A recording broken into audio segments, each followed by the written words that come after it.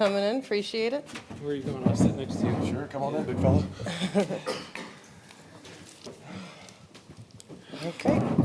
Go ahead. Hey, Freddie, congrats. Thank you. Just walk me through that eighth. It's something that's been only done never this year, left-handed, taking him deep. Yeah.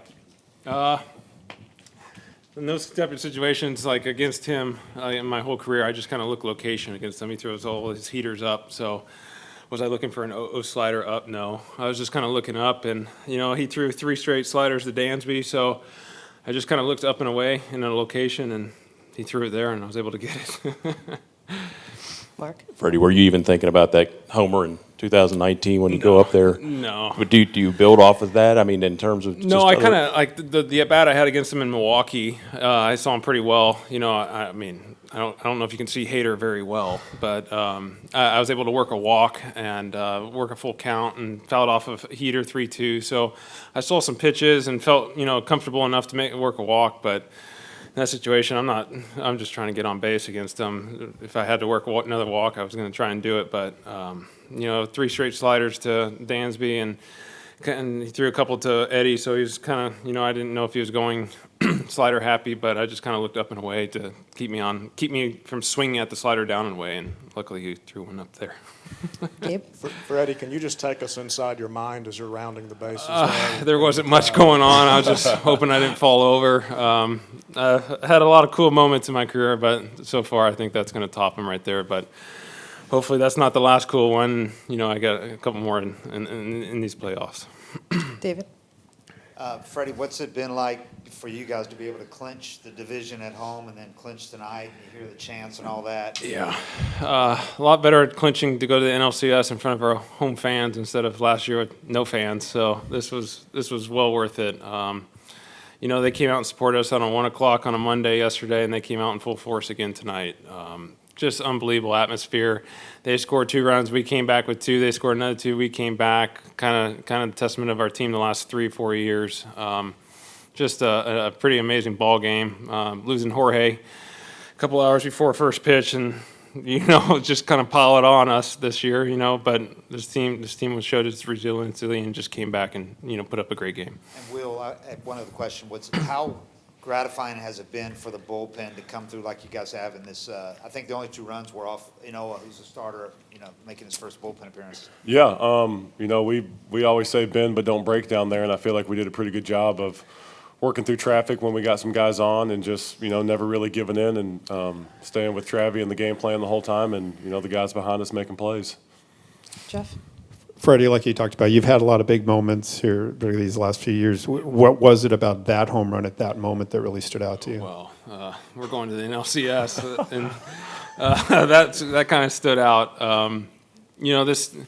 This team, we was kind of down all year, just trying to tread water, playing 500 baseball, and Alex went out at the deadline and got us some guys, and it's a whole different team in the second half. I think we played 600-plus winning percentage baseball in the second half, so we've been feeling pretty good about ourselves, and that they just fought back, and to get that home run in that moment, and Will coming down to shut it down, that's kind of a top moment for me. And Will, when you're in the bullpen, they're warming up. I don't know if you're throwing at that moment, whatever, but you see Freddie coming up. What thoughts are going through your mind at all? I had that inning regardless, tied at home. I was going in, and then, you see Freddie clip one, and it's, now you really got a job to get done. So you kind of lock it in, and here we go, and follow Travie in the game plan.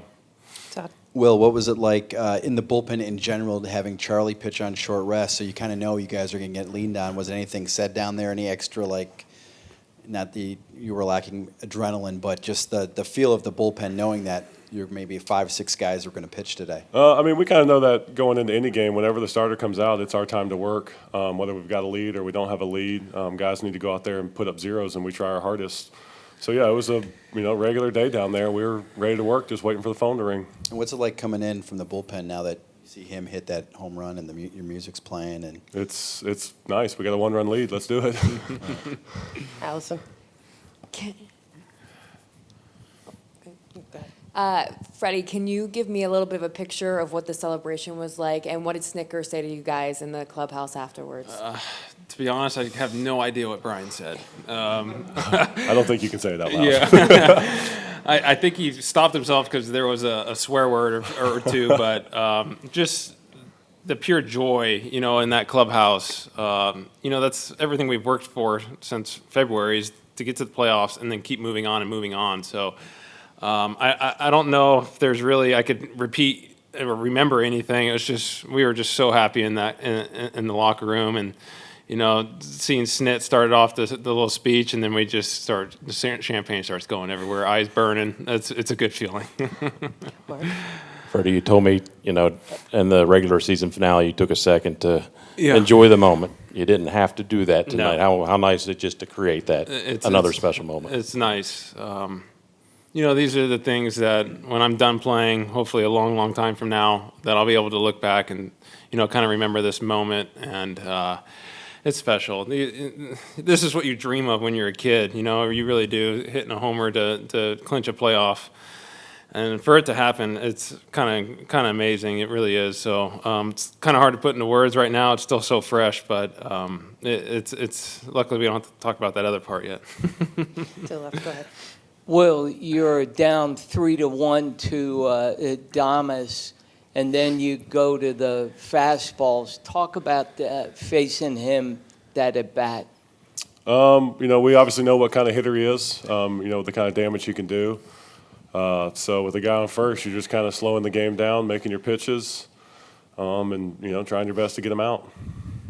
Why go to those fastballs? You had thrown 9 breaking balls and then fastballs. I think that's why we threw 9 breaking balls in a row. So let's mix in a heater. Gabe, go ahead.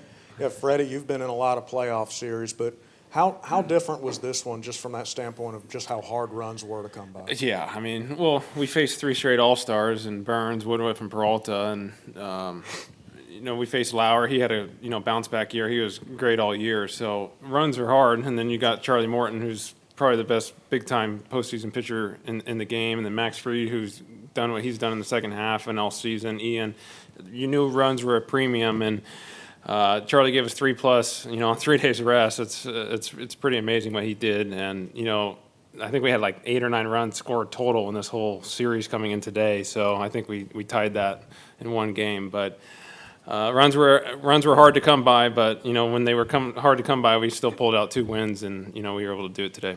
Okay, take a couple more. David, go ahead. Freddie, in San Diego when Eddie Rosario had that huge game, Soler said that when in the American League he'd seen him have so many big hits. What have you thought about Eddie Rosario and his clutch performance? Yeah, well, 2 years ago, I think he hit 35, 36, 37 home runs, so he's not far removed. And, everyone, you can chalk up last year to, kind of craziness, and then new team, I think he was with the Indians. So, just things kind of crazy 2 years for him. And, what he did in that situation, pinch hit and get us back in that ballgame 2-run, that was huge. 98 up the middle. In that situation, it's hard to slow your heartbeat down, and he was able to do it and get us back in that game. Chris, go ahead. Freddie, it's interesting you just said heartbeat. Yeah. I don't. Ideally, you want to make this a normal thing, that type of at bat. Is there a moment in your career where maybe that actually felt like what was happening? The heart rate, the pulse slows down, and these at bats become a little bit more normal? Yeah, us being in the playoffs for 4 years in a row, you kind of get used to it. The crowd's going nuts, and it was a long game, so you're just kind of get used to it. I think all the heart rate stuff is usually before games. You're just antsy to get going, and once the game starts, it kind of just slows back down. But big situations, the crowd's going nuts. It's you can raise it a little bit. So luckily, it was the first pitch, and I didn't have to hear my name being chanted so much to make me do something. So it's hard to bring your emotions down, but we were able to do it by a few guys today, especially him. In the middle. As a reliever, last night, Jock said about the same thing that Freddie did, hitting. This is just another at bat. When you come in, do you feed off of that, or do you do what they did? Do you try and slow it down, or do you let your emotions take over? No, I'm definitely trying to do the same thing. I'm trying to slow it down. Not treat it as a bullpen, but you've still got to have some conviction behind every pitch you throw. But the moment as a pitcher you start trying to do too much, that's when you get flattened out. Your breaking balls aren't as sharp. So you just try to take that extra 2-3 seconds in between pitches, slow it down. You know what kind of defense you have behind you, so let them put it in play, and those guys will usually go get it. Freddie, do you have career-long bragging rights with Dansby when it comes to sliding right now? Yeah, I did see his face go into the dirt, and he's got a little huge lip and nose. I think he said, he goes, luckily Mal likes me for me and not for my looks. So I think their whole dugout gave him a little, let you know that you just face planted, but he made it. That's all that matters.